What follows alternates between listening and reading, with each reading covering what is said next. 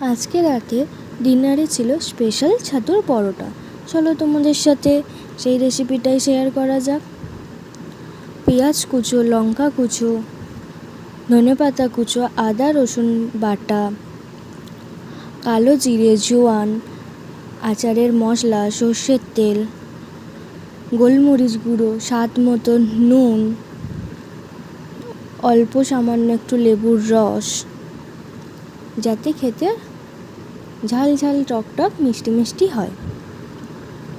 তারপর চলো একটা লেচি কেটে লেচির মধ্যে পুরটা দিয়ে ভালোভাবে মুখটা বন্ধ করে নিতে হবে। তারপর ময়দা দিয়ে বা আটা দিয়ে আস্তে আস্তে লেচিটাকে বেলে নিতে হবে। তারপর সেটা চাটুতে দিয়ে এপাশ ওপাশ ছেঁকে বাটার দিয়ে ভেজে নিতে হবে। তারপরই হয়ে গেল স্পেশাল ছাতুর পরোটা।